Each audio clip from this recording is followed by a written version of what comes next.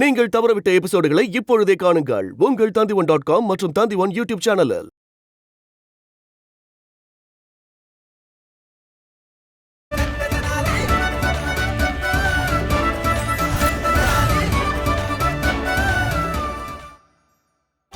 அட பார்த்து ஜாக்கிரதை.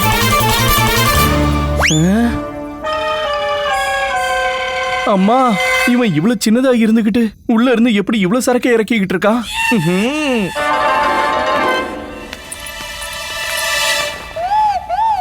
ஐயோ, இப்படி கட்டி விட்டுட்டு இருக்கீங்க. எதை மறைக்கணுமோ அதை மறைக்கவே இல்லையே. இந்த அப்பா என்னோட மானத்தை வாங்கணுங்கிற ஒரு முடிவோட தான் இருக்காரு. ஓஹோ, உனக்கு கோமணத்தை கூட ஒழுங்கா மாத்த தெரியாதா? உன்னெல்ல யார் அப்பா ஆக்குனதுன்னே தெரியல. இவதான் இந்த சாரதா தேவிதான். அம்மா என்ன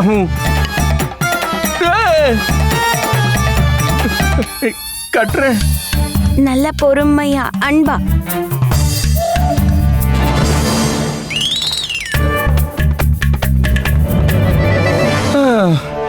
போதுண்டா சாமி, இப்ப கொஞ்சம் தூங்கலாம். காலையிலயும் அழுது எல்லாத்தையும் எழுப்பணும்ல. சாரதா, இப்ப அவனுக்கு தூக்கம் வருதுன்னு நினைக்கிறேன். அவனுக்கு தூக்கம் வருதா இல்ல உங்களுக்கு வருதா? ஆமா, எனக்கும் தான் தூக்கம் வருது. நாளைக்கு நான் தர்பாருக்கு போகணும்ல. 24 மணி நேரம் தர்பார்னே சொல்றீங்க. நீங்க ஒன்னும் தர்ம சத்திரத்துல வாழ்ந்துட்டு இல்ல. உங்களுக்குன்னு வீடு வாசல் குடும்பம்னு இருக்கு. இப்ப நீங்க குடும்ப தலைவன் ஆயிட்டீங்க. உங்க வீட்டுக்குன்னு உங்களுக்கு சில கடமைகள் இருக்கு. இனிமே ராத்திரி இவன் எழுந்தான்னா நீங்க தான் எந்திரிக்கணும். ஆமாடி சாரதா தேவி, உபதேசம் கொடுக்க உனக்கு ரொம்ப பிடிச்சிருக்கு போல இருக்கே. அதனால நீ ஒரு அம்மாவாகி தப்பு பண்ணிட்ட. நீ பேசாம ஒரு ஆசிரமம் அமைச்சு எல்லாருக்கும் உபதேசம் பண்ணிட்டு இருந்திருக்கலாம். புருஷன் பொண்டாட்டி சண்டை போட்டுக்கிறதுக்குன்னு நிறைய விஷயங்கள் இருக்கும். ஆனா என்னோட செல்லமான பேரை சொல்லி சண்டை போட்டுக்காதீங்க. வேணும்னா ராத்திரி பூரா நான் இவனை பக்கத்துல இருந்து பாத்துக்கிறேன். ஐயோ அம்மா, நீங்க எவ்வளவு நல்லவங்க. எனக்கு என்னவோ உங்க மூளை ராத்திரி நேரத்துல ரொம்ப பிரகாசமாயிடுதோன்னு தோணுது. ரொம்ப நல்லா வேலை செய்யுது. ரொம்ப சரியான முடிவு எடுத்திருக்கீங்க. முடிங்க சரியா முடிச்சு இவனை பாத்துக்கோங்க. சரியா? வா.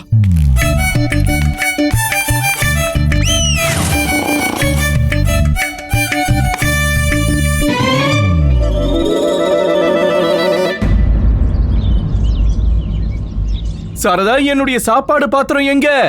இப்ப என்னைக்கு தர்பாருக்கு போக தாமதமாக போகுது. அதங்க சமையல் அறையில தான் இருக்கு. பார்த்து தேடி எடுத்துக்கோங்க. நான் இங்க பாஸ்கரை தயார் பண்ணிக்கிட்டு இருக்கேன். அட, சாப்பாடு பாத்திரத்தை நான் தேடி எடுத்துடுவேன். ஆனா அதை நிரப்புறது யாரு? சாப்பாடே பண்ணலன்றப்போ அதை நிரப்புறது யாரு? என்னுடைய அப்பாக்கும் என்ன மாதிரியே எல்லாமே அவர் கையிலேயே வேணும்னா இவருக்கும் என் பக்கத்துல ஒரு தொட்டில கட்டி விட்டுடுங்க. எதுவும் சமைக்கலையா? இப்ப நான் எதை எடுத்துட்டு போவேன்? ராமா, வாயை மூடிக்கிட்டு இரு. இங்க என்னோட பேரனுக்கு நாங்க உருவி விட்டுட்டு இருக்கோம். இத நான் சொல்லல, அம்மா சொல்றாங்க. அம்மா மகாதேவி, உங்க மருமக கிட்ட இருந்து கொஞ்சம் கத்துக்கோங்க. அவங்க அவன் மகனுக்கு சேவை செஞ்சுக்கிட்டு இருக்கா. நீங்க இங்க சமையல் அறைக்கு வந்து உங்க மகனுக்கு உதவி செய்யுங்க. என்ன இருந்தாலும் நீங்க அங்க உட்கார்ந்து சும்மா எல்லாத்தையும் வேடிக்கை தானே பாத்துக்கிட்டு இருக்கீங்க. இங்க வந்து எனக்கு சாப்பாடு கட்டி கொடுங்க. அவன் கிடக்குறான், விடு. இவனை நீ என்கிட்ட கொடு.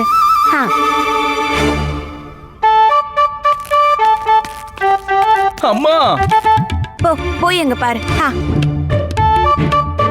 அட, இவன் என் மேல சுசு போயிட்டான். நான் புனிதமாயிட்டேன். ராமா, இவனுக்கு கோமணத்தை மாத்தி விடு. நான் தர்பாருக்கு போவேனாமா? இன்னும் பெரிய பெரிய வேலை எல்லாம் வேற இருக்கு. யாருக்கு தெரியும், நீங்க இன்னொரு தடவை புனிதமாயிடுவீங்க. நான் கிளம்புறேன். இன்னைக்கு நான் வெளியில தான் ஏதாவது சாப்பிடணும்னு நினைக்கிறேன். அம்மா, நீங்க அவனுக்கு உருவி விட்டுட்டு துணியை மாத்தி விட்டுருங்க. நீங்க 2 பேரும் எப்பதான் ஒரு குழந்தைய வளர்க்க கத்துக்க போறீங்களோ தெரியல. அட, இப்ப அவனுக்கு என்ன வயசாச்சு? இவன் வளர வளர நாங்களும் கத்துப்போம். என்ன சாரதா? நான் தர்பாருக்கு கிளம்புறேன். ஏற்கனவே ரொம்ப தாமதம் ஆயிடுச்சு.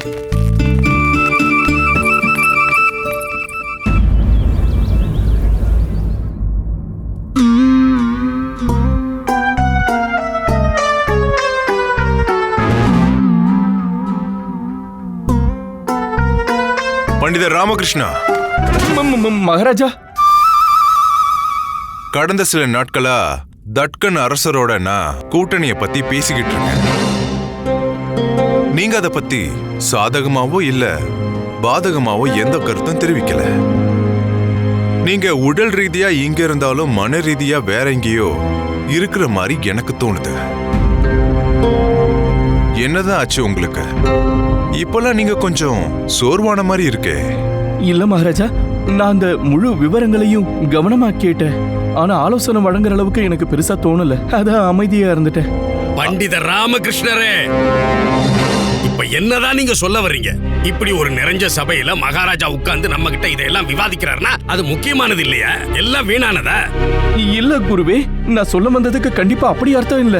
என்ன இது எதுக்கு எடுத்தாலும் இது இல்ல அது இல்லன்னு இப்படி ரெண்டு அர்த்தம் உள்ள வார்த்தையை பயன்படுத்தாதீங்கங்கிற. சபையில எதை சொல்றதா இருந்தாலும் என்ன மாதிரி தெளிவா சொல்லுங்கங்கிற. உங்களுக்கு உடம்பு சரியில்லையா? போய் மருந்து வாங்கி சாப்பிட்டு நல்லா ஓய்வு எடுத்துட்டு அதுக்கப்புறம் இங்க வந்து உட்காருங்க. மகாராஜா சூரியராவும் சந்திரராவும் அவங்களோட பிரச்சனைக்கு தீர்வு கேட்டு உங்களை சந்திக்கிறதுக்காக இந்த அரசவைக்கு வர்றதுக்கு அனுமதி கேட்கறாங்க. சூரியராவ் சந்திரராவா? பண்டிதர் ராமகிருஷ்ணா, இவங்க 2 பேரையும் உங்ககிட்ட அனுப்பியிருந்தனே. அப்படி இருக்கும் போது எதுக்காக இங்க வந்தாங்க? அது மன்னிச்சிருங்க மகாராஜா, நேர குறைபாடால என்னால இவங்களை சந்திக்கவே முடியல. நீங்க உங்களோட நேரத்தெல்லாம் எங்க கொண்டு போய் வித்துட்டு வரீங்க? எங்க இருந்தியா இவ்வளவு சோம்பேறித்தனத்தெல்லாம் எடுத்துக்கிட்டு வரீங்க?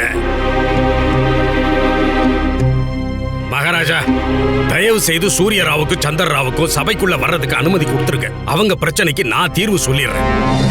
நம்ம ராஜ்யத்துக்காக என்கிட்ட நிறைய நேரம் இருக்கு. குருஜி, பண்டிதர் ராமகிருஷ்ணர் தென்னாலி கிராமத்துல இருந்து விஜயநகரத்துக்கு வந்ததுல இருந்து உங்களுக்கு வேற வேலை எதுவுமே இல்ல, நேரம் மட்டும்தான் மிஞ்சி இருக்கு. சரி மந்திரியாரே. மகாராஜா, சூரியராவையும் சந்திரராவையும் உடனே அரசவைக்கு வர சொல்லுங்க. வணக்கம் மகாராஜா. வணக்கம் குரு தத்தாச்சாரியாரே. வணக்கம் வணக்கம் மகாராஜா, நானும் சந்திரராவும் பக்கத்து வீட்டுக்காரங்க. இவர் வீட்டு பக்கத்துல ஒரு கிணறு இருக்கு. அது என்னோட செவுத்துக்கு பக்கத்துல இருக்கு. கொஞ்ச நாளுக்கு முன்னாடி அவர்கிட்ட இருந்து அந்த கிணறை வாங்கியிருந்தேன். அந்த தண்ணியை வச்சு நீர் பாய்ச்சிக்கலான்னு நினைச்சேன். சந்திரராவ், இந்த விஷயத்தை பத்தி உங்களோட கருத்து என்ன? சூரியராவ் சொல்றது உண்மைதான். அப்ப இதுல என்ன பிரச்சனை இருக்கு? சீக்கிரம் நீங்க சொல்ல வந்ததை சொல்லுங்க. சொல்லிட்டு பிரச்சனைக்கான தீர்வோட போங்க. அதாவது நான் உங்க பிரச்சனையை தீர்த்து வைக்கிறேன்னு சொன்னேன். குருவே, பிரச்சனை என்னன்னா அந்த கிணத்துக்காக ஒத்துக்கிட்ட நாணயங்கள் எல்லாம் நான் அவர்கிட்ட கொடுத்துட்டேன். ஆனா இவர் இந்த கிணத்து தண்ணியை என்னை பயன்படுத்த விடமாட்டாரு. அவரே அந்த தண்ணியெல்லாம் பயன்படுத்திட்டு இருக்காரு. குருவே, நீங்க ஒரு ஞானி, மகா ஞானி. நீங்க நியாயத்தை காக்குறவரு. அட அது சரியா? நீங்க ஏன் தேவையில்லாம விக்கிக்கிட்டே இருக்கீங்க? பழக்க தோஷம் குருவே. பழக்க தோஷமா? நீங்களே ஒரு நியாயத்தை சொல்லுங்க குருவே. நான் ஒரு விற்பனை பத்திரத்தை தயார் பண்ணி சூரியராவ் கிட்ட ஒரு விலைக்கு கிணத்தை வித்துட்டேன். கிணறோட உரிமையை சூரியராவ் கிட்ட கொடுத்துட்டேன். ஆனா கிணத்துக்குள்ள இருக்கிற தண்ணி என்னோடது, இவரோடது இல்ல. கேளுங்க மகாராஜா, நான் சூரியராவுக்கு கிணத்தை மட்டும்தான் வித்தேன். கிணத்துக்குள்ள இருக்கிற தண்ணிய விக்கல. உதாரணத்துக்கு குருவே, என்கிட்ட ஒரு பெட்டி இருக்கு. அதுல 2 மாம்பழம் இருக்கு. அப்ப நீங்க என்கிட்ட இருந்து பெட்டியை வாங்குனீங்கன்னா உங்களுக்கு என்ன கிடைக்கும்? பெட்டி சொந்தமாகும். வேற என்ன சொந்தமாகும்? அப்போ அந்த பெட்டிக்குள்ள 2 மாம்பழம் வச்சிருந்தனே, அது எனக்கு தானே சொந்தம். அத நீங்க வாங்கவே இல்ல. இப்ப சொல்லுங்க, யாருக்கு சொந்தம்? அது உங்களுக்கு தான் சொந்தமானது. நானும் அதே தான் சொல்றேன் குருவே. குருவே, இந்த விற்பனை பத்திரத்தை நீங்களே பாருங்க. இந்தாங்க குருஜி. குருவே, அந்த பத்திரத்துல எங்கேயாவது நான் தண்ணிய இவருக்கு வித்திருக்கேன்னு எழுதி இருக்கா, இல்ல தண்ணி இவருக்கு தான் சொந்தம்னு எழுதி இருக்கா? இல்ல. அதுல என்ன எழுதி இருக்கு குருவே?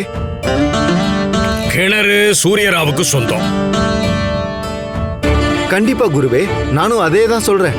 நான் சூரியராவுக்கு வெறும் கிணத்தை தான் வித்திருக்கேன். அதுக்குள்ள இருக்கிற தண்ணிய விக்கல மகாராஜா. மகாராஜா, இந்த பத்திரத்துல இருந்து தெளிவா தெரியறது என்னன்னா, சூரியராவ் சந்திரராவுக்கு கிணத்தை தான் வித்திருக்காரு, தண்ணி இல்ல.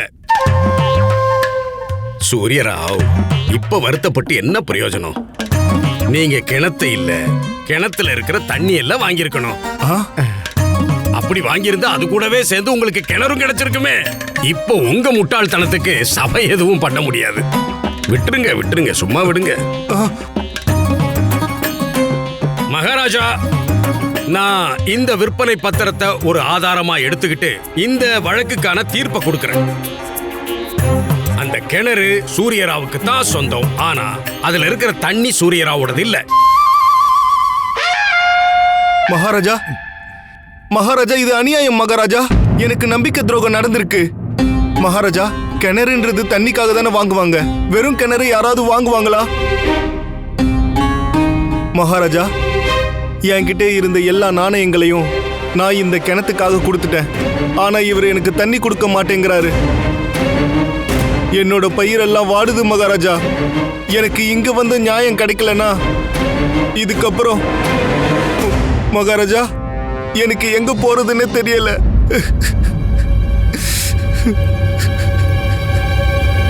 மகாராஜா, விஷயம் சரிதான்.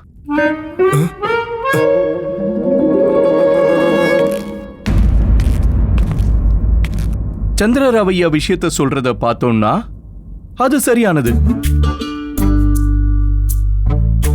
பண்டிதர் ராமகிருஷ்ணரே, நீங்க என்ன சொல்றீங்க? இப்ப என்கிட்ட ஒண்ணுமே இல்ல. நான் எல்லாத்தையும் இழந்துட்டேன். சூரியராவையா, கொஞ்சம் பொறுமையா இருங்க. இப்ப நீங்க இதை யோசிங்க. இப்ப தண்ணி இல்லைன்னா என்ன? கிணறு தான் உங்ககிட்ட இருக்குல்ல. எதுக்காக கவலைப்படுறீங்க? இதுல வாதம் விவாதம் பண்ண வேண்டிய அவசியமே எதுவுமே இல்லையே.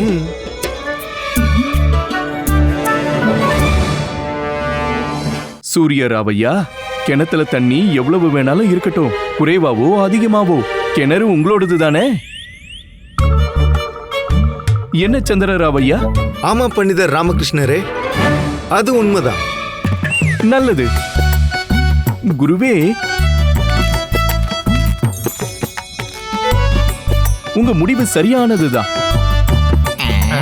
ஆனா ஒரே ஒரு விஷயம் மட்டும் என்ன உறுத்திக்கிட்டு இருக்கு.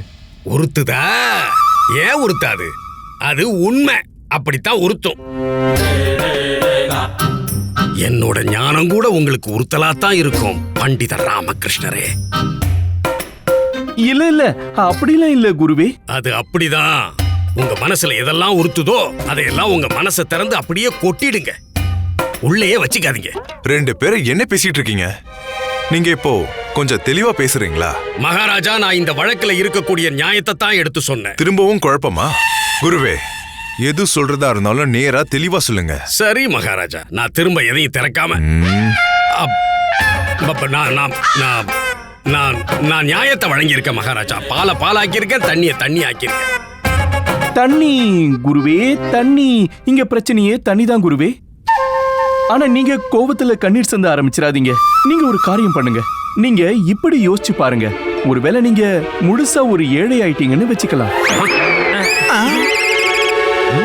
நீங்க உங்களுடைய வீட கூட விற்க வேண்டியதாயிடுச்சு. நான் எதுக்கு வீட்டை விற்கணுங்கிறேன்? குருவே, உண்மையா விற்க சொல்லல அப்படின்னு நினைச்சுக்கோங்க. ஏன்னா நீங்க தான் ஏழை ஆயிட்டீங்களே. பண்டித ராமகிருஷ்ணரே, நான் ஏன் ஏழை ஆகணும்னு கேக்குறேன். மணி, நம்ம குருஜி மூல அளவுல ஏற்கனவே பரம ஏழைதான். கிழவன் மண்டைக்குள்ள மூளையை தவிர மீதி எல்லாத்தையும் வச்சிருக்கான். குருவே, சும்மா இந்த மாதிரி நடந்துடுச்சுன்னு வச்சுக்கலாம். ஆஹா, எப்பேற்பட்ட கற்பனை! கற்பனையில கூட நான் ஏழை ஆயிரும்.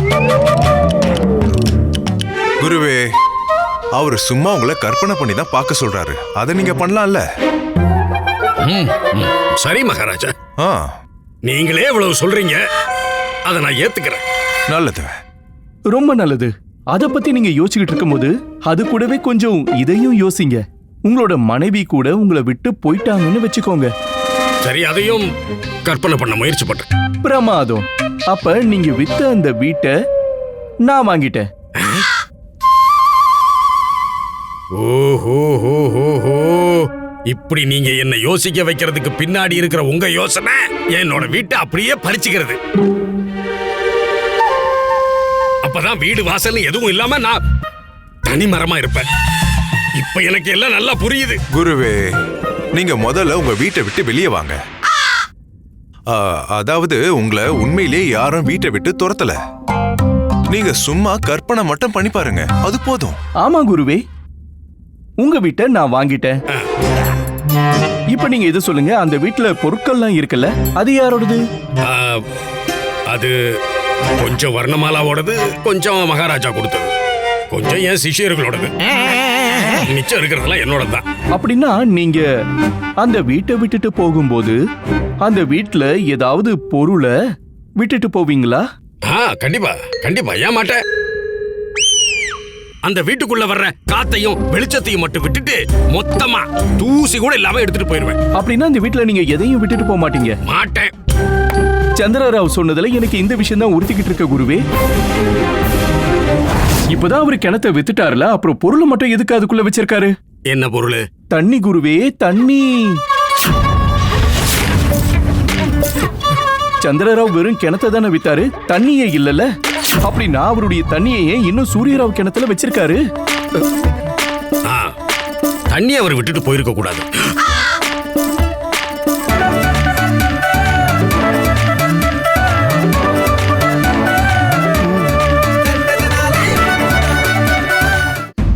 அப்போ சந்திரராவ் சூரியராவுக்கு நீங்க கிணற வித்திருக்கீங்க.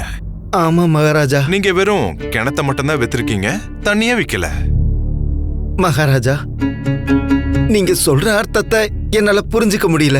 நான் சொல்ற விஷயத்துக்கான அர்த்தம், நீங்க உங்களோட கிணத்தை வித்துட்டீங்கன்னா அதுல நீங்க ஏன் தண்ணீரை வச்சிருக்கீங்க? மகாராஜா, ஆனா தண்ணின்றது கிணத்துல தானே இருக்கும். ஆனா கிணறு சூரியராவோடதுல. அப்படி இருக்கும் போது உங்க தண்ணீரை மட்டும் எப்படி அந்த கிணறுக்குள்ள வச்சிருக்க முடியும்? நீங்க ஒண்ணு பண்ணுங்க, நீங்க உங்களோட மொத்த தண்ணியும் சூரியராவோட கிணறுல இருந்து எடுத்துருங்க, அதை வேற எங்கேயாவது கொண்டு போய் வச்சிருங்க. இது எப்படி சாத்தியமாகும் மகாராஜா? ஏன் இல்ல? அடடா, நீங்க சொல்றதும் சரிதான். அப்ப சரி, என்கிட்ட இந்த பிரச்சனைக்கு ஒரு சிறந்த தீர்வு இருக்கு. மகாராஜா, தயவு செஞ்சு அந்த தீர்வு என்னன்னு சொல்லுங்க. நீங்க உங்களோட தண்ணிய அந்த கிணத்துக்குள்ள வச்சுக்கலாம். ஆனா அதுக்காக நீங்க வருஷா வருஷம் வாடகை கொடுத்தாகணும். என் தண்ணிய வச்சுக்கிறதுக்கு வாடகையா? சந்திரராவ், நம்ம ஒருவேளை யார் வீட்லயாவது தங்குறோம் அப்படின்னா அதுக்கு நம்ம என்ன கொடுக்கணும்? மகாராஜா, வாடகை. உங்க எல்லா தண்ணியையும் எங்க வச்சிருக்கீங்க? கிணத்துல. சூரியராவோட கிணத்துல. ஆமா. என்ன கேட்டீங்கன்னா அதுக்கு ஒவ்வொரு வருஷமும் 1000 பொற்காசுகளை வாடகையா கொடுக்கறது சரியா இருக்கும். என்ன மந்திரியாரே? சரிதான் மகாராஜா, நான் வாடகையா 2000 சொல்லலான்னு இருந்தேன். இல்ல 1000 பொற்காசுகளே போதும்னு எனக்கு தோணுது. பாத்தியா மணி, இன்னைக்கு இந்த சந்திரராவும் பண்டிதர் ராமகிருஷ்ணர் கிட்ட மோதி மண்ணை கவிட்டான். நம்ம குருஜி பண்டிதர் ராமகிருஷ்ணர் கிட்ட மண்ணை கவி கவி தன்னோட வயித்தையே நினைச்சுக்கிட்டாரு. மகாராஜா, தயவு செஞ்சு என்ன மன்னிச்சிருங்க மகாராஜா, என்னால இதை தாங்கிக்க முடியாது. நான் இதுக்கப்புறம் யாரையும் எதுக்காகவும் ஏமாத்த மாட்டேன் மகாராஜா, தயவு செஞ்சு என்ன மன்னிச்சிருங்க.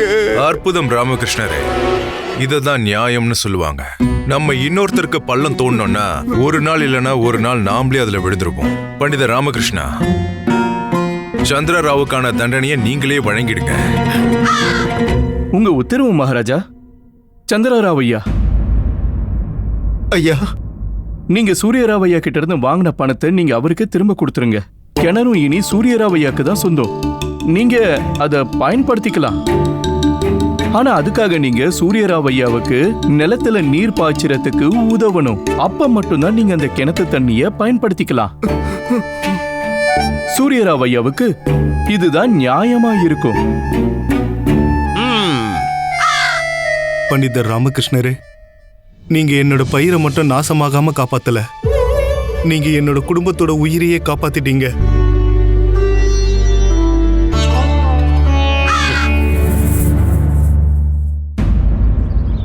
பாருங்கம்மா, நான் உங்ககிட்ட வாக்குவாதம்லாம் பண்ணல. நான் உங்ககிட்ட சொல்ல வர்றது என்னன்னா, நீங்க இவனோட பாட்டி, நீங்க இவனுக்கு துணி மாத்தி விடுங்க. நானும் தனியா எவ்வளவு வேலைதான் பாக்குறது. வேலையா? இது உனக்கு வேலையா தெரியுதா? அட, இது உன்னோட சௌபாகியம். அந்த கடவுளோட வரத்தால தான் இப்படிப்பட்ட வாய்ப்பெல்லாம் உனக்கு கிடைச்சிருக்கு. நல்ல சந்தோஷமா உன் மகனை பாத்துக்கோ. இவனை பெத்தெடுத்ததே நீதான் இல்லையாம்மா? இவன் எவ்வளவு அழகா இருக்கான்ல. ஆனா எவ்வளவு அழகா இருக்கானோ அதை விட அதிகமா சேட்டையும் பண்றான். இவனால நான் எவ்வளவு வேலை பண்ண வேண்டியதா இருக்கு தெரியுமா? அவனோட துணி ஈரமா இருக்கு, முதல்ல அதை மாத்து. நீங்க நினைச்சீங்கன்னா நீங்க கூட இவன் துணியை மாத்தலாமே. அதுக்குள்ள நான் உங்களுக்காக போய் லட்டு கொண்டு வரேன். என் அம்மா வீட்ல இருந்து வந்திருக்கு. நானே எல்லாத்தையும் பண்ணிடுறேன். லட்டுக்காகலாம் இல்ல, என் செல்ல பேராண்டிக்காக. எனக்கு லட்டுலாம் தேவையில்லை, நீ போ. சரிம்மா, நான் போறேன்.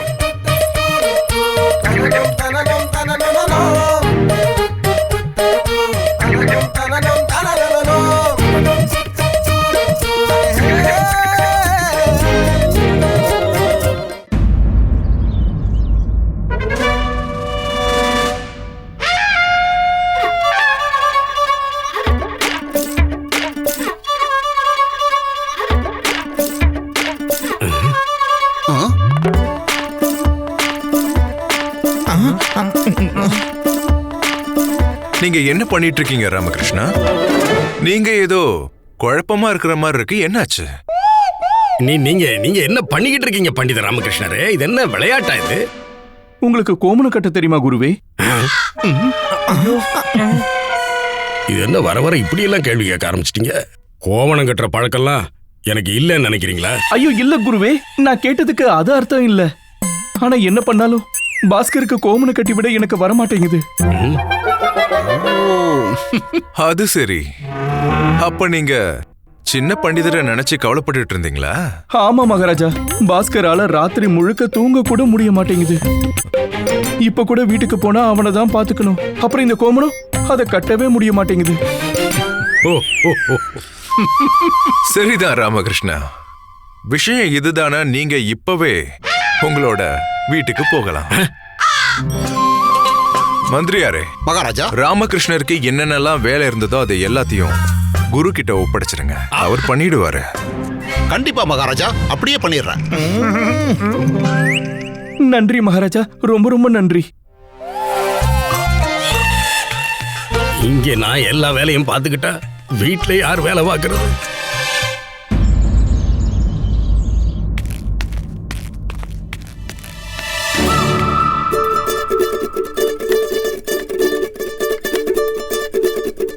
அப்ப கடவுளே, தலைகீழ இருக்கிற எல்லா வரத்தையும் நீ என் குடும்பத்துக்கே கொடுத்துட்ட. யார் தூங்கணுமோ அவன் முழிச்சுக்கிட்டு இருக்கா, யார் முழிச்சுக்கிட்டு இருக்கணுமோ அவங்க தூங்கிட்டு இருக்காங்க. நான் என்னோட மகனை இந்த 2 பெண்மணிகளை நம்பி விட்டுட்டு போயிருக்கேன். ஒருத்தி கனவு உலகத்துல இருக்கா, இன்னொருத்தங்க எந்த உலகத்துல இருக்காங்கன்னே தெரியல. ஓ, கும்பகர்ணனோட கொள்ளு பேத்தியே, அம்மா எங்க? நீங்க என்ன கும்பகர்ணனோட கொள்ளு பேத்தி நான் சொன்னீங்க? அடேங்கப்பா, இது கேட்டது அதுக்கப்புறமா சொன்னதெல்லாம் கேட்கலையா? அம்மா எங்கன்னா எனக்கு தெரியாது. நான் பாஸ்கரை தூங்க வச்சிட்டு இருந்தேன். ஆனா அவன் தூங்கவே மாட்டேங்கிறான். அதனாலதான் நான் அவனுக்கு பாருக்கண்ணா எப்படி தூங்குறதுன்னு நான் உனக்கு காட்டுறேன்னு சொன்னேன். அதே மாதிரி அவனுக்கு தூங்கி காட்டினேன். நல்லா படுத்து தூங்கிட்ட. என்ன இருந்தாலும் நான் என் பையன் கிட்ட போய் சொல்ல கூடாதுல. அப்புறம் அவன் அம்மா நம்ம கிட்ட போய் சொல்றாங்கன்னு நினைச்சுப்பான். நான்லாம் போயே சொல்ல மாட்டேப்பா. எவ்வளவு பெரிய மனசு! நீங்க ஒரு மகான் சாரதா தேவி, மகான். அது சரி பாஸ்கரம்மா, என்னோட அம்மா எங்க இருக்காங்க? நான் தூங்கிட்டு இருந்த போது அவங்க இங்கதான் எங்கேயோ இருந்தாங்க. குண்டப்பாவும் இங்கதான் இருந்தான். அநேகமா வெளியே தோட்டத்துக்கு போயிருப்பாங்க. அம்மாடி சாரதா, நான் நம்ம வீட்டுக்குள்ளேயே 2 வாசல் வழியெல்லாம் உள்ள வரதில்ல. தோட்டத்து வழியே தான் வந்தேன். அங்க அம்மாவும் இல்ல, குண்டப்பாவும் இல்ல. இரு, சமையல் அறையில பாக்குறேன். அம்மா, அம்மா, தாயே, அம்மா. இதோ அம்மாவோட லட்டு பாத்திரம் இங்கதான் இருக்கு. அப்ப அம்மாவும் இங்கதான் இருக்கணும். இல்லனா லட்டு தீர்ந்து போச்சா என்ன? அட,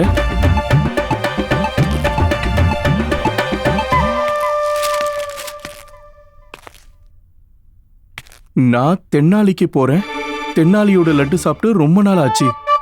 அந்த லட்டுவோட சுவையை மறக்கிறதுக்கு முன்னாடி நான் போய் சாப்பிட்டு வந்துடுறேன். நான் எப்ப வருவெல்லாம் தெரியாது. நீங்க என்னை பத்தி கவலைப்படாம இருங்க. பாஸ்கரனை நல்லா பாத்துக்கோங்க. ஏய், அட, பாஸ்கர் இன்னும் சின்ன குழந்தை. எனக்கும் சாரதாவுக்கும் அம்மாவோட உதவி தேவை. இந்த சூழ்நிலையில அம்மா வீட்டை விட்டுட்டு தென்னாலிக்கு எப்படி போனாங்க? சாரதா, சாரதா, அம்மா போயிட்டாங்க. என்ன?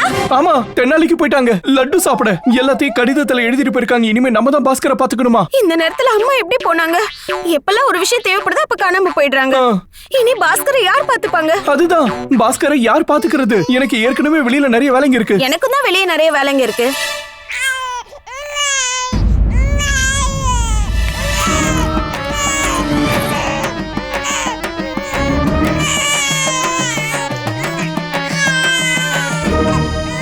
இப்போ ஒரு சின்ன குழந்தை முன்னாடி அவனோட பாட்டி அவனை விட்டுட்டு ஊருக்கு போயிட்டாங்கன்னு சொன்னா அவன் கண்டிப்பா அதுக்காக அழுதானே செய்வான். அச்சுச்சுச்சுச்சுச்சுச்சுச்சுச்சுச்சு. செல்லக்கண்ணா, வாங்க வாங்க வாங்க வாங்க வாங்க வாங்க. அடடடடா. என் செல்லக்கண்ணா, அழாதீங்க. அச்சுச்சுச்சுச்சுச்சு. லட்டு குட்டி, என் செல்ல குட்டி. ராமா, நம்ம இவனை குளிப்பாட்டணும். போ குளிப்பாட்டு. நான் மட்டும் இல்ல, நம்ம 2 பேரும் சேர்ந்து இவனை குளிப்பாட்டணும். நான் எதுக்கு? நான் இப்பதானே தர்பார்ல இருந்து வந்தேன். எவ்வளவு சோர்ந்து போயிருக்கேன் பாரு. என்னால தனியால குளிப்பாட்ட முடியாது.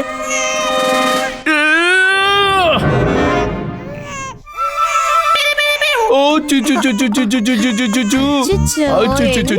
வாடா வாடா வாடா வாடா வாடா செல்லம்.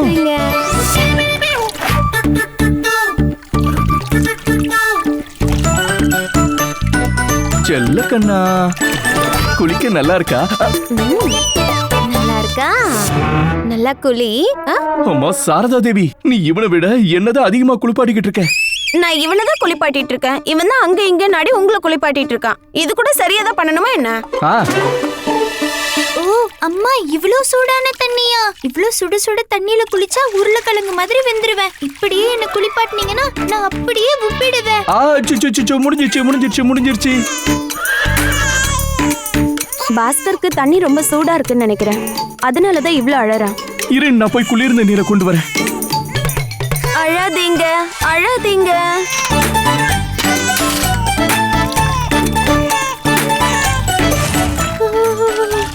இவ்ளோ குளுமையான தண்ணி, இதுல குளிச்சு நான் உறைஞ்சு போக போறேன். எப்பா ஆண்டவா, இதுல இருந்து இப்ப நானே தான் என்ன காப்பாத்திக்கணும்னு நினைக்கிறேன். சாரதா, இது இவனுக்கு ரொம்ப குளுமையா இருக்கும். இப்ப என்ன பண்றது? அப்படின்னா அந்த சுடு தண்ணியையும் குளிர்ந்த நீரையும் ஒன்னா கலந்துரு. நான் பாத்துக்கிறேன்.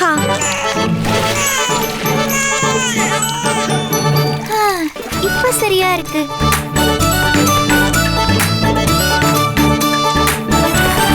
போதும் அம்மா, எவ்வளவுதான் தேய்ப்பீங்க? நீங்க குளிப்பாட்டுறத பார்த்தா சந்தனம் தேய்ச்சி என்ன குளிப்பாட்டுறீங்களா இல்ல என்ன தேய்ச்சி சந்தனத்தை குளிப்பாட்டுறீங்களானே தெரியல. சாரதா, நீ பாஸ்கரனை வெளியில கூட்டிட்டு போய் துவட்டி விடு. நான் கிட்டத்தட்ட 3/4 குளிச்சிட்டேன். மிச்ச மீதியும் குளிச்சிட்டு வந்துடுறேன். சரி. இதெல்லாம் ஆகாது. நாம நம்மளுடைய பொறுப்புகளை சரிசமமா பிரிச்சுக்கணும். இதுக்கு நம்ம ஒரு திட்டவணியை வகுக்கணும். அத பண்ணுங்க, இப்பவே பண்ணுங்க.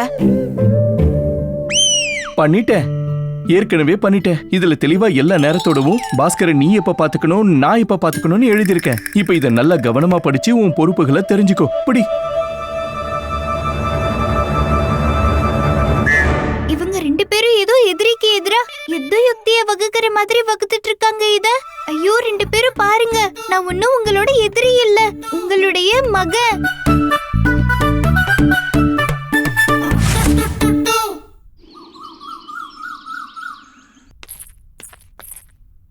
உங்களுக்கு தெரியுமா, என்னோட தோழி வரலட்சுமி இருக்கால, அவ வீட்டுக்கு கடவுள் லக்ஷ்மி அனுப்பி வச்சிருக்காரு. வரலட்சுமி, உங்களுக்கு அவள ஞாபகம் இருக்குல்ல? அவளால தானே நீங்களும் அம்மாவும் நான் கர்ப்பமா இருக்கேன்னு நினைச்சிட்டு இருந்தீங்க. சாரதா, நேத்து ராத்திரியில இருந்து இப்ப வரைக்கும் இதே விஷயத்த நீ என்கிட்ட 4 முறை தான் சொல்லியிருக்க. ஒரு காரியம் பண்ணு, எழுதி கொடுத்துரு. நான் தர்பார்ல உட்காந்து இதை ஜெபிச்சுக்கிட்டே இருக்கேன். இது மனசுல ஏறினதுக்கு அப்புறம் எல்லாருக்கும் லட்டும் கொடுத்துட்டு வந்துடுறேன். லட்டு கொடுக்கலாம் போக வேணாம், சாப்பிடதான் போகணும். வரலட்சுமி அவளோட மகளை எல்லாருக்கும் அறிமுகப்படுத்துறதுக்காக எல்லா தோழிகளையும் வீட்டுக்கு கூப்பிட்டுருக்கா. ஆனா நான் அவளோட தோழியே இல்லையே.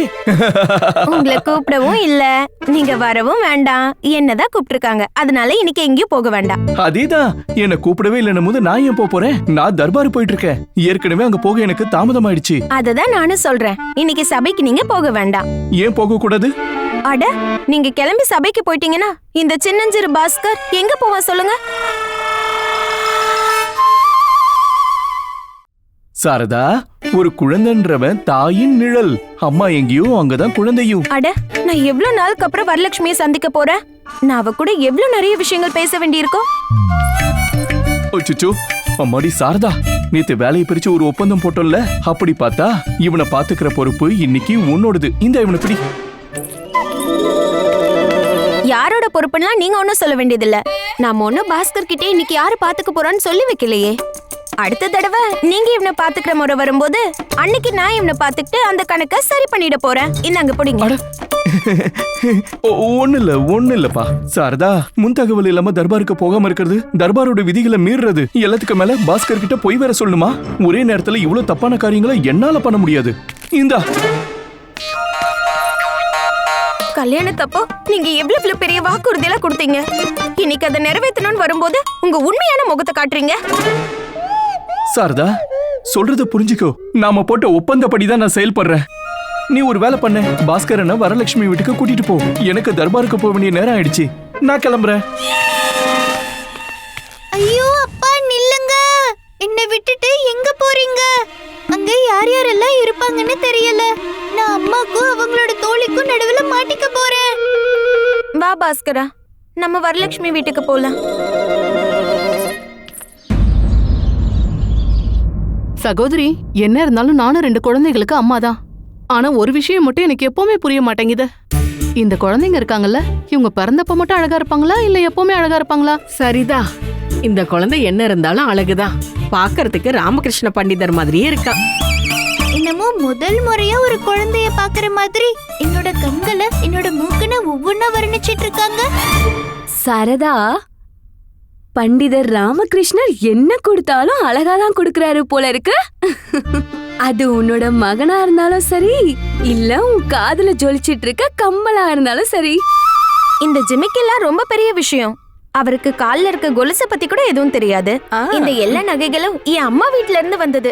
சாரதா, இந்த புருஷனங்களை பத்திலாம் எனக்கு ரொம்ப நல்லா தெரியும். கல்யாணம் நடந்து கொஞ்சம் வருஷத்துக்கு அப்புறம் இவங்க எல்லாம் மொத்தமா மாறிடுவாங்க. அதாவது ஒரு துணியை துவைச்சதுக்கு அப்புறம் ஒண்ணு அது கிழிஞ்சு அருந்துடும், இல்ல அதோட வண்ணம் மாறி போயிடும். நானே உங்ககிட்ட அந்த விஷயத்தை தான் கேட்கலான்னு வந்தேன். உங்க 9 குழந்தைங்களையும் கோத்வால் ஐயாவையும் எப்படி சமாளிக்கிறீங்க?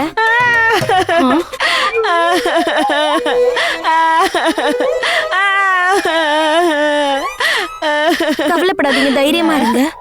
நீ இந்த கேள்வியை கேட்டதும் என் கண்ணுல இருந்து எப்படி கொடமா தண்ணி ஊத்துது பாத்தியா?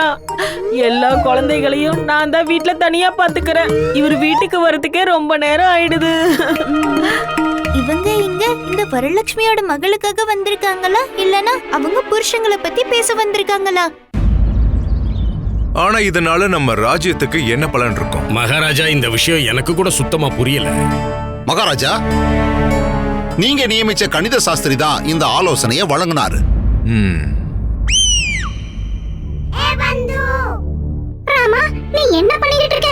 தர்பார்ல தூங்குறது அவமதிக்கிறதுக்கு சமம். நீ மட்டும் இங்க உன் கண்ணை மூடுனா அப்புறம் சிறைச்சாலையில தான் திறப்ப. புரிஞ்சுதா? பட்டு, நான் ஒண்ணு கண்ணை மூடல, இது தானாவே மூடிக்கிட்டு இருக்கு. இப்ப பாரு, என்னோட கண்கள் இப்போ முழுமையா திறந்திருக்கு.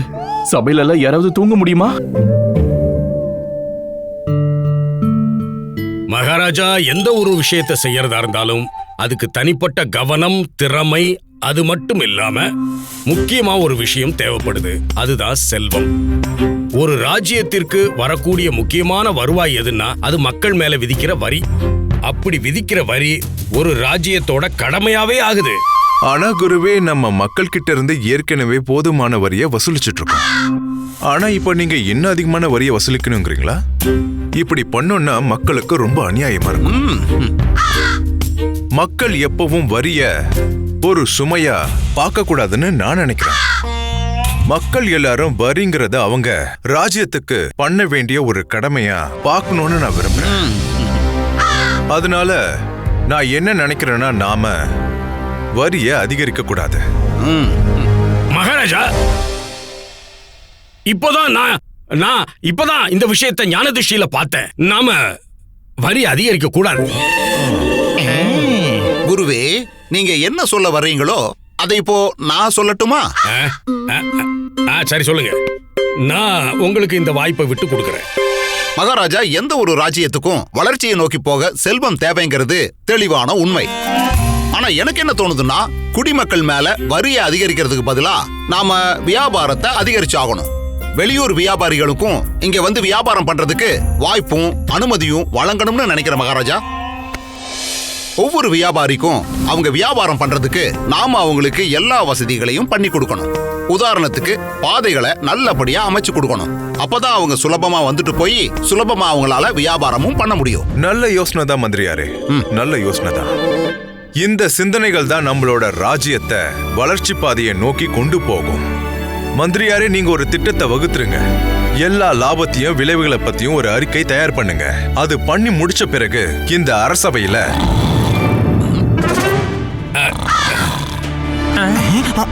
தனியாக பாரு.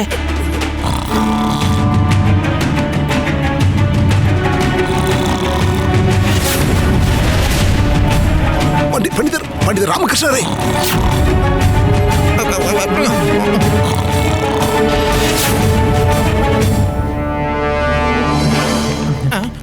குருஜி, நீங்க உங்க வாயால ஆலோசனை புத்தி அப்படி இப்படிலாம் பேசினா இப்படிதான் நடக்கும். எல்லாரும் தாலாட்டுன்னு நினைச்சு தூங்கிடுவாங்க.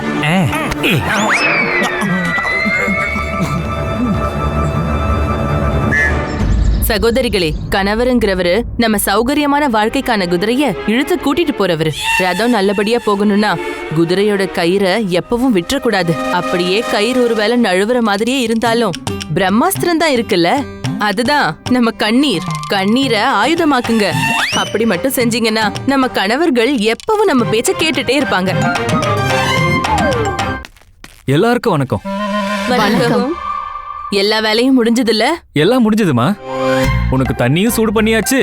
அப்புறம் துணியெல்லாம் துவைச்சு போட சொன்னியே, அதையும் நான் பண்ணி முடிச்சிட்டேன். அது இல்ல, இன்னைக்கான ஏற்பாட பத்தி கேட்டுட்டு இருக்கேன். கேசரி பண்ணியாச்சா? அட ஆமா, கேசரி எல்லாம் பண்ணிட்டேன். அப்படியே நீ சொன்ன மாதிரியே பாதாம் முந்திரி எல்லாம் எண்ணி அளவாவே போட்டிருக்கேன். சரியா 21. சரி சரி. லட்டு எல்லாம் செஞ்சு முடிச்சாச்சா? அட லட்டுவும் தயாரா இருக்கு. அதுல இருந்து சில லட்டுவும் எடுத்து ஓரமா ஒளிச்சு வச்சிருக்கேன். அந்த சாரதா வந்தா அம்மாக்காக திருடிட்டு போயிடுவாங்கன்னு சொன்னல. நீ திருடியா? இல்ல இல்ல, ஒளிச்செல்லாம் வைக்க சொல்லல, பத்திரமா எடுத்து வைக்க சொன்னேன். எதுக்கும் சமையல் அறைக்கு போய் ஒரு வாட்டி பாத்துக்கோங்க. எந்த வேலையும் மீதி வைக்கல. சரி, பாக்குறேன். இனிமே என் அம்மாவை இங்க அனுப்ப கூடாதுன்னு நான் அப்பா கிட்ட சொல்லி வைக்கணும். அப்புறம் இந்த வரலட்சுமியோட புருஷன் மாதிரியே என்னோட அப்பாவும் மாறிடக்கூடாதுன்னு நான் விரும்புறேன். அட பிரமாதம் வரலட்சுமி, உன் கணவர் நீ சொல்றதெல்லாம் கேக்குறாரு. ஆமா, நான் கர்ப்பமா இருந்தப்ப கூட அவர் என்னை எந்த வேலையும் செய்ய விடல. சாரதா, உன்னோட கணவர் ராமகிருஷ்ணர் உனக்கு உதவி செய்வாருல்ல? எங்க அவர்கிட்ட சொல்றதுல பிரயோஜனமே இல்ல. என்ன? நான் சொல்ல வந்ததுக்கு என்ன அர்த்தம்னா, அவர்கிட்ட வேணான்னு சொல்றதுல அர்த்தமே இல்ல. அது என்னன்னா, அவர் தானாவே எல்லா வேலையும் பண்ணி முடிச்சிருவாரு.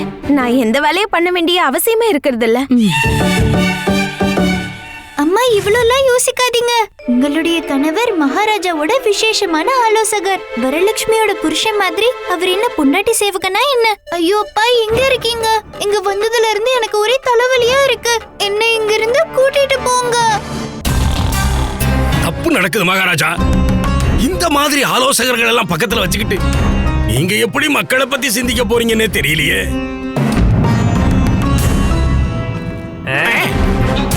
பண்டிதர் ராமகிருஷ்ணரே, எழுந்திருங்க.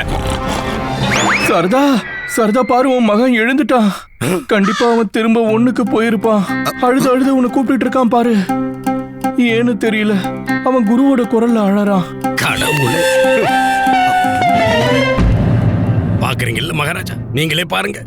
இந்த மாதிரி ஒருத்தர் தூக்கத்துல உளறிக்கிட்டு இருக்காருன்னா அவரோட மனநிலை பாதிக்கப்பட்டிருக்கு அப்படின்னு தான் அர்த்தம்.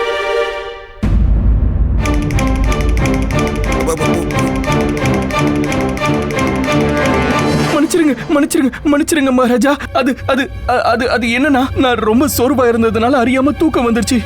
அந்த தூக்கம் தானா வந்தது இல்ல பண்டிதர் ராமகிருஷ்ணரே, நீங்க வேணும்னே வரவழைச்சுக்கிட்டது. அந்த தூக்கத்தை வா வா வான்னு வரவழைச்சிருக்கீங்க. அரசவைக்குன்னு ஒரு கண்ணியம் இருக்கு, அது தெரியல உங்களுக்கு. அரசவை என்னைக்காவது மதிச்சிருக்கீங்களா நீங்க? போதும். ஆசனத்தை உங்க சௌரியத்துக்கு பயன்படுத்திக்கிறீங்கல்ல. ஆசனத்துல வந்து உட்கார்ந்த உடனே அவ்வளவுதான் தூக்கம் தானா வருது. மன்னிச்சிடுங்க குருவே, நடந்த விஷயத்துக்காக நான் வெக்கப்படுறேன். ஆனா பசி மற்றும் தூக்கத்தை யாரால தான் கட்டுப்படுத்த முடியும்? போதும் பண்டிதர் ராமகிருஷ்ணா. குரு சொன்னது உண்மைதான். இந்த ராஜசபை என்ன பொறுத்த வரைக்கும் கோவிலுக்கு சமமானது. நீங்க பண்ணிட்டு இருந்த இந்த காரியம் இந்த இடத்தை அவமதிக்கிறதுக்கு சமம். நிச்சயமா மகாராஜா. அதனால இனிமே இந்த ராஜசபைக்கு தாமதமா வந்தாலும் இங்க வந்து தூங்கிட்டு இருந்தாலும் நான் என்ன செய்வேனே தெரியாது. எந்த சாக்கு போக்கோ எந்த காரணங்களையும் நான் கேட்க மாட்டேன் ராமகிருஷ்ணா. தண்டிச்சே தீருவேன். ஞாபகம் இருக்கட்டும்.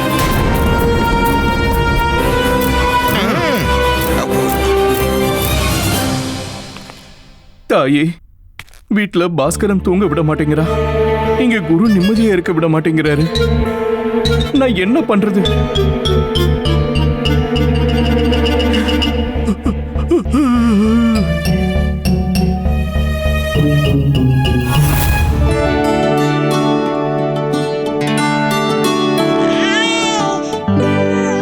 ஓஹோ, இது யாரு? அழுகையே இவ்வளவு இனிமையா இருக்குன்னா பார்க்க எவ்வளவு அழகா இருப்பாங்க. என் மக எழுந்துட்டான்னு நினைக்கிறேன். ஏங்க போய் அவளை தூக்கிட்டு வாங்க. சரி, நீங்க சாப்பிட்டுக்கிட்டு இருங்க, நான் போய் தூக்கிட்டு வரேன்.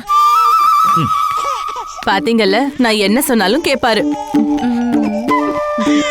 ஏன் இதே துடிப்போட வேகம் திடீர்னு ஏன் இவ்வளவு வேகமா தாளம் வாசிச்சிட்டு இருக்கு? இங்க திடீர்னு ஏன் இதெல்லாம் மாறிட்டு இருக்கு? அவளை பாஸ்கரன் பக்கத்துல தொட்டில்ல போட்டுருங்க. சரி சரி. ஆஹா, எவ்வளவு அழகா இருக்கா. Catch us on TV, Tandivan.com, Facebook and YouTube.